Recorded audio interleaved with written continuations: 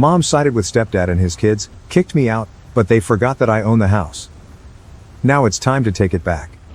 It never occurred to me, 35M, that my father's meticulous estate planning would ultimately cause our family to fall apart. There's a lot to digest here, and I want to make sure I'm giving you the whole picture, so let me start at the beginning. One of the big tech businesses in Seattle employs me as a senior software architect. My dad always had this kind of job in mind for me. Technology is the future, he would exclaim proudly after I was accepted to UW's computer science program. He had a profitable construction business and wasn't a techie, but he had a remarkable knack for predicting trends. Beginning with the recession of the late 1980s, Dad started his construction business from the ground up throughout some of the most difficult periods in the industry. He took on projects that other contractors wouldn't take on, using only a pickup truck and his tools. Back then, Mom told me, they lived in a small apartment and were frugal, but Dad had this unwavering faith in his vision. He would frequently remark, "The key is to build relationships, not just buildings." That way of thinking got him through his difficult early years. Dad's business was unique because of the way he treated both customers and staff. Even if it meant losing some bids to rivals who made exaggerated deadline promises, he was a firm believer in open pricing and truthful schedules. First, establish trust, he would advise. He was correct when he said, "The profits will follow." His business, which was renowned for taking on intricate restoration projects requiring both technical expertise and historical sensitivity, rose to prominence in the Seattle area by the mid-1990s. Because of the devotion he had developed with his clients and staff, Dad's business survived the 2008 financial crisis, when many construction companies were failing. He didn't fire a single employee during that period. Rather, he reduced his personal income to zero and took out a second mortgage on his cherished Mustang. I learned more about leadership from watching him handle that issue than I could have from any management course. "Your employees are your extended family," he told me. "You take care of them, they'll take care of your business." I didn't realize at the time how much his managerial approach affected my own career. Many of his ideas were put to use when I was promoted to team lead at my software business. I established thorough documentation procedures for our code, much as he had kept thorough project logs for every building site. I was able to lead my development team through challenging project deadlines thanks to his attention on fostering good relationships. I met Emily, 34F, at a hackathon in my junior year. She assisted in planning the event while pursuing her studies in business administration. Despite my lack of sleep, energy drink addiction, and likely messy appearance, she somehow found my love of code charming. From the first time he laid eyes on her, Dad fell in love. He told me, "She grounds you," following their first meal together. "Don't let this one get away." After college, Dad even assisted Emily in launching her own marketing firm. He introduced her to his network of local company owners, showed her how he drafted his contracts, and shared his business objectives with her. He would tell us, "Success isn't just about what you know. It's about helping others succeed too." Dad was always imparting his expertise and educating. Those formative years were unique. Emily and I would always make the drive to my parents' house on Sundays to have dinner. We would all sit on the back deck that Dad had constructed and chat about everything and nothing while he lit the grill. Even though he couldn't understand the majority of the technical details of my most recent work, he would still ask in-depth inquiries. Mom used to say, "There they go again with the computer talk," with a loving eye roll. Dad's pride and joy was the house itself. He purchased it with the proceeds from his first significant construction job in the 1990s, which was a historic restoration project that made his business famous. In one of Seattle's older neighborhoods, this lovely craftsman-style home features a wraparound porch and a garage that he transformed into the most well-organized workshop you've ever seen. Labeled and placed with almost fanatical precision, each tool has its place. Dad handled the house as though it were a living example of his skill. Every renovation was meticulously organized and recorded. Every repair, improvement and paint job was documented in a thorough spreadsheet that he maintained. "A house is like a living thing," he would say as he demonstrated for me how to clean the gutters or inspect the foundation. He maintained a maintenance regimen that included everything from checking the roof after winter storms to changing air filters. Neglect the little things, and they become big problems.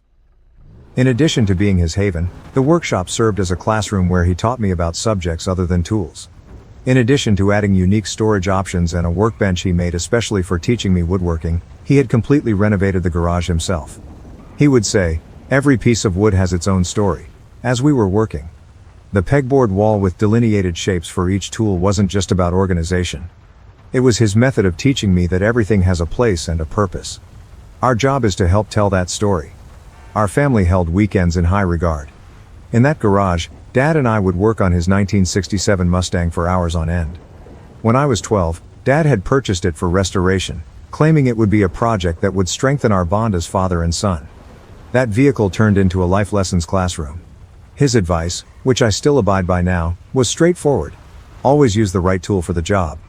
Or shortcuts look tempting, but they'll cost you in the long run. Although Dad might have completed the Mustang project in 1 year if he had so desired, it took 3 years. However, he was more interested in the process than the final destination. I learned everything from project management to fundamental mechanics from him.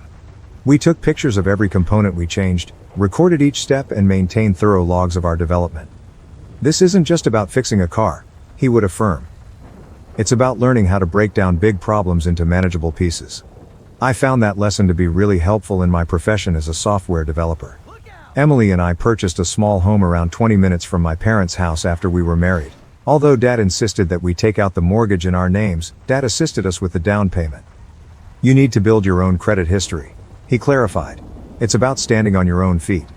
He taught me how to install ceiling fans and fix drywall as he worked on our renovations on the weekends. He was preparing me for the responsibilities of home ownership even back then. At this time, my career was really taking off. I'd just received a promotion to team lead, overseeing a team that was creating cloud infrastructure solutions. I enjoyed every second of it, even if the hours were long and the strain was great. During my lunch breaks, Dad would frequently call to check in, without discussing anything specific. He was aware of the demands of managing a group and overseeing the work of others. Remember to delegate, he would say. You can't do everything yourself, just like I can't build a house alone. When Dad initially stated feeling exhausted all the time, we were discussing the possibility of starting a family. He continued to put off seeing a doctor, despite Mom's insistence. Just working too hard, he would dismiss our worries. He was working on his largest project to date, a multi-million-dollar development deal that would have established his business for the ensuing 10 years. In retrospect, I regret not pressing harder and insisting on those examinations sooner. Perhaps things might have turned out differently. At the time, the business was expanding quickly. Dad was discussing growing into historical restoration projects in the Pacific Northwest and had recently launched a second office in Portland. He has established a reputation for updating the infrastructure of historic structures without sacrificing their character. He would tell his clients, it's about embracing the future while respecting the past. Everything he accomplished, including his personal and professional life, was impacted by his love of preservation. The Mustang was the subject of our last meaningful discussion. He was discussing taking it to car shows now that we had completed the restoration. When he remarked, we should sign up for the Pacific Northwest Classic, his eyes glowed like a child's. He continued to plan for the future until the very end, saying, show these youngsters what a real muscle car looks like. It began like any other morning until everything changed. When Mom called, my phone buzzed while I was in an early meeting. We were in the midst of an important project conversation, so I nearly didn't respond. But I had to go out and take it for some reason. Mom was crying so hard she was having trouble speaking. Dad had passed out on a construction site. He had left by the time I arrived at the hospital. According to the physicians, it was a sudden and severe heart attack. He was only 58. The weeks following Dad's passing were a haze of mourning and bureaucracy. The funeral was crowded. Dad's business and community involvement had impacted countless people. Suppliers, contractors, and even rival businesses came to show their support. Everybody shared a story about how Dad had supported them, given them advice, or simply been there for them when they needed someone to confide in. One old craftsman told me how, despite being unable to work during a protracted illness, Dad had managed to keep him on the payroll. Your father understood that business was about people first, he stated. The workers of the company were heartbroken. Many of them had known Dad for decades, and they told me things I had never heard before, like how he had paid for the college textbooks of one foreman's daughter, assisted another through a divorce, or remained late to teach apprentices the nuances of historical restoration. With pictures and handwritten remarks from both clients and employees, the workplace conference room was transformed into an unofficial monument. We were all surprised by how well Dad had prepared for everything. His attorney, Mr. Anderson, summoned us in for a meeting a week following the funeral. He took out this enormous accordion file that read Family Security Protocol and was neatly handwritten by Dad. Dozens of carefully arranged papers with comprehensive instructions for various areas of his land were found within. I was given a 3-day tour of Dad's estate paperwork by Mr. Anderson. Each color-coded container had personal notes outlining his decisions in addition to legal paperwork. "I've never seen an estate plan this thoroughly in my 35 years of practice," Mr. Anderson remarked. Dad had even included a 5-year business transition plan with backup plans for various circumstances. After that, Mom began going to her church's bereavement support group. She first met Steve, 58M, there. Initially, she only mentioned him in passing. Steve suggested this great book about healing. Or, Steve said it's normal to feel this way. He was one of the group facilitators and had lost his wife to cancer 2 years earlier. Even if it seemed a little early, I was happy that she was receiving support. I was reminded by Emily that everyone experiences grief in a unique way. Every Tuesday night, the church grief support group met. Before long, Mom was attending church functions with Steve more often. After services, coffee gatherings became lunch meetings, which in turn became dinner dates. Our family friends began to worry about how quickly their friendship was developing. At a family get-together, my Aunt Jane pulled me aside because she was concerned that Mom was hurrying into things to make up for Dad's absence. Mom's changes became more apparent. Her haircut changed, she started dressing differently, and she even threw out the garden that Dad had helped her create. Every time I questioned these changes, she would respond, "It's time for a fresh start." Dad was hardly ever mentioned by the woman who used to spend hours narrating her life with him. It went more quickly than any of us had anticipated. Mom announced that Steve was moving in 6 months after Dad's death. James, 30M, and Lisa, 32F, his own grown children, felt it would be beneficial to bring life back into the house. I made an effort to be sympathetic, but it seemed like she was in a rush to replace everything Dad had constructed. I'm at a crossroads right now. How can I preserve Dad's legacy without jeopardizing Mom's chances for happiness? Emily advises me to strike a balance, but I can't help but think of Dad's letter. "Son, preserve those memories." First update. I apologize for the wait for the update and appreciate all of the advice you gave on my previous article. 3 months have passed since my last post, and things have become much worse. Steve's domineering demeanor used to bother me, but now he acts as though he owns the house my dad left me. Steve made the decision to begin a significant restoration project last month without even asking my permission. The built-in bookshelves my dad had made for the living room were being torn up by contractors when I visited one weekend. As if he owned the building, Steve was watching over them and directing them to just throw all this old wood in the dumpster. These were the final project Dad and I worked on together before he became ill, so they were more than just shelves. He responded angrily when I approached him. He said, "Look, son," with a condescending emphasis on the pronoun. "This house needs to be brought into the 21st century. Your father's taste was, well, dated. We're doing you a favor by increasing the property value." I reminded him that any modifications required my consent legally. Mom obviously agreed with him, but he simply chuckled and added, "Your mother and I live here. We don't need permission to improve our home." "Steve knows about these things," she acknowledged. "He's just trying to help." The woman who formerly loved those bookshelves and used to place her collection of antique teacups on them for Christmas now acts as though they were just taking up room. I showed her Dad's thorough house maintenance plans, but she disregarded them as dwelling in the past. Additionally, the relationship with Steve's children has deteriorated. James has taken over Dad's workshop and transformed it into a CrossFit facility. While I was on a business trip, he held a garage sale and sold the majority of Dad's tools. By repainting rooms and installing modern vinyl planks in place of Dad's meticulously refinished hardwood floors, Lisa is treating the space as though it were her own personal design project. One evening after dinner, Steve grabbed me aside and said, "Since we're paying to live here, we should have our names on the deed. It's only fair." I had to explain him that they don't pay a mortgage because Dad's planning has paid for the house in full. They don't even cover their rent. All maintenance expenses, insurance, and property taxes are paid for by me. Emily recommended that we stop making weekly visits. Now that Emma is here, she is correct. No one benefits from the stress in that household. However, taking a back seat has only made Steve more confident. He began sending me bills for improvements that I never approved, and he began making them more regularly. I should be more sympathetic of Mom's new life, according to Mom's sister, who called me recently. I attempted to explain Dad's intentions and my legal obligations, but she simply accused me of being trapped in the past. "Steve makes her happy. Why can't you just let them make the house their own?" she asked. I found out this week that the growth markers that recorded my height from the ages of 3 to 18 had been removed from the kitchen door frame. Every birthday, Dad would measure me and write the date next to each mark. "It's just an old door frame. We can't keep every piece of wood just because your father touched it," Mom remarked when I confronted her about it. I now spend more time sitting in Dad's old chair, the only piece of furniture I was able to keep, in my own garage. Mr. Anderson advises me to begin considering long-term fixes. Legally, the house belongs to me, but I will eventually have to make some difficult choices regarding its destiny. When does being the bad guy become more important than preserving your father's legacy? And when your whole family opposes you, how do you defend the moral high ground? Update 2. I appreciate all of your advice regarding my previous post. The situation has reached a breaking point and I've finally made a choice that will most likely alter everything. I spoke with my financial advisor about the house situation last week. We may make a sizable rental income, enough to cover Emma's future college fund, because nearby property values have risen by 40% in the last 3 years.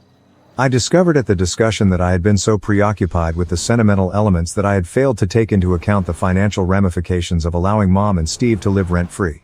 Everything went haywire when I brought this up to Mom in our weekly conversation. She yelled into the phone, "You can't do this to us. This is where we call home. Steve has worked really hard on it." She refused to listen when I tried to explain that I was only considering my choices.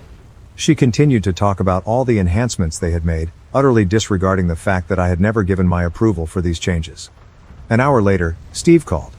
He was upset, and his tone was different from his usual arrogant demeanor. "Listen here," he announced. "In this house, we have established a life. Because you're missing your father, you can't just walk in and ruin everything." He interrupted me when I attempted to explain the financial issues, stating that they now had sweat equity in the property. I reminded him that the house belonged to me legally. "There's a reason why Dad left it to me." "Your father isn't here anymore," he replied. "You must consider the living." I talked to Emily about it and talked to Mr. Anderson about it before deciding on it the following day. When I arrived at the house, Mom and Steve were working on yet another remodeling job. In the dining room, they had begun ripping out the original crown molding, which Dad had specifically milled to blend in with the house's antique style. That image made me more determined. "They have 2 weeks to find another place to live," I told them. Mom burst into tears at once, accusing me of being callous and harsh. Steve tried to scare me by arguing with me about my inability to throw them out on the street. He began enumerating all of their local ties, including his place of employment, their church, and their neighborhood pals. When faced with challenging circumstances, I maintained my composure and firmness, as my father had taught me.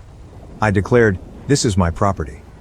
Dad left it to me for a reason, and I'm exercising my legal right as the owner." Steve's cheeks flushed, and he began to enumerate all the money they had spent on upgrades. I informed him that the historical value of the property had actually been diminished by these unapproved alterations. When Lisa returned home and joined the debate, things became worse.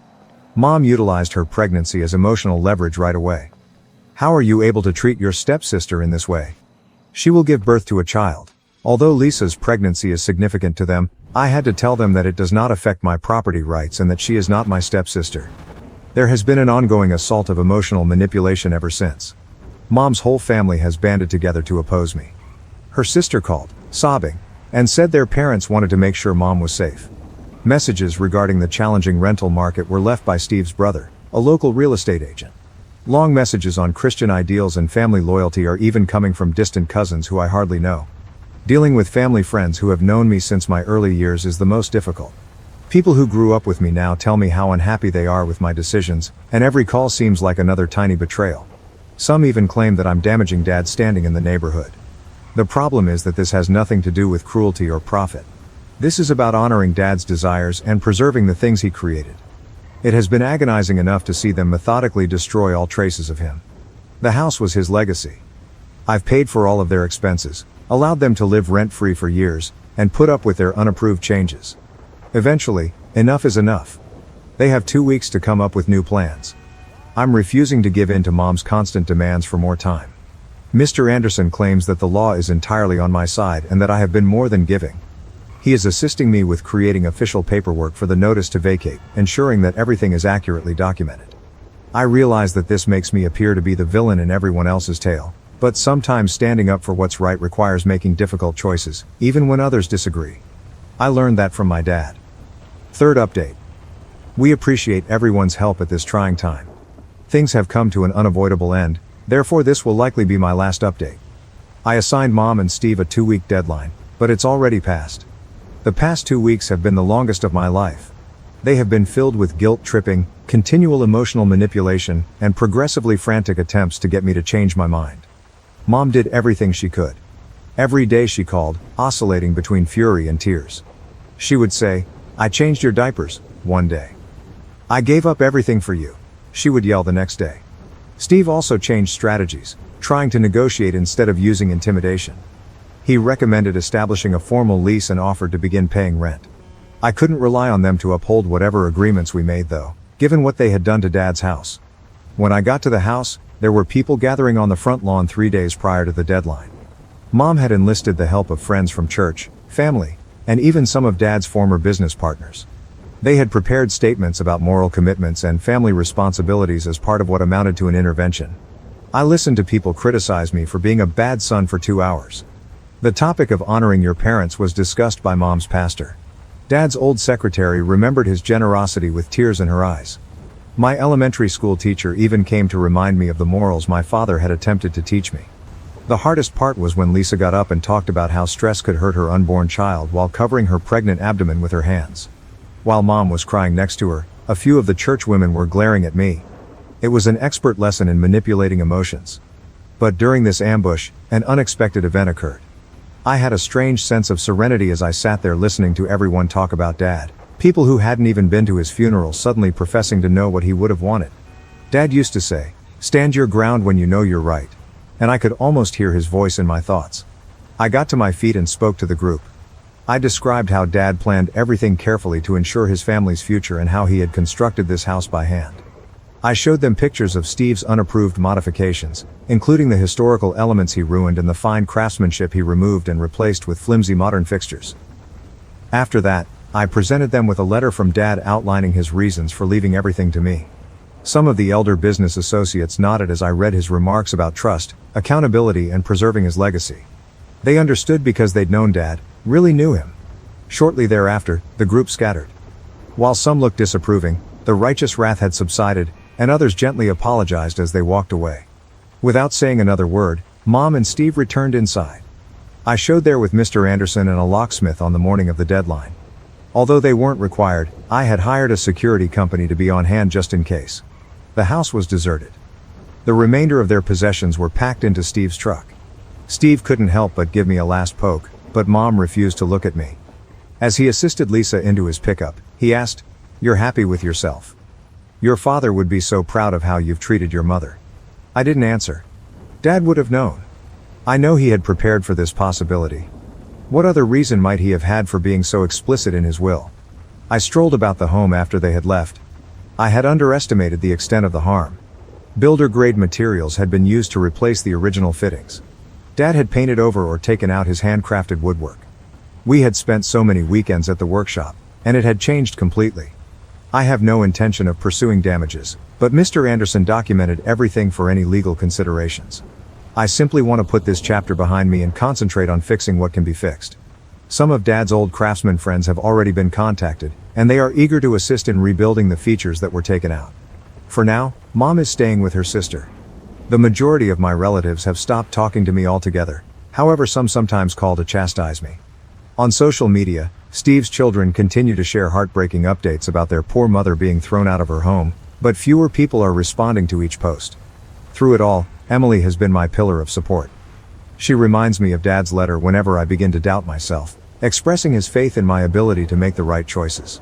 I will eventually tell Emma about her grandfather and the heritage he attempted to preserve, but she is too little to comprehend what is occurring right now. To restore the house to its original state, I'm collaborating with a restoration professional. We can preserve the spirit of what Dad made, but it won't be perfect. Some things can't be reversed. First, the workshop will be restored. The same place where I learned from my father is where I want my daughter to study. Being the villain in someone else's tale is sometimes the price of doing the right thing. I may never be able to rebuild the relationships I lost, but I can live with the fact that I preserved what my father trusted me with. As Dad used to say, integrity is about doing the right thing, even when it hurts, and not about taking the easy route. I believe he would comprehend. My last update will be this one. I appreciate everyone's support along this journey. Thank you for watching. If you haven't subscribed yet, please do so and hit the notification bell to stay updated with more shocking real-life stories happening around you.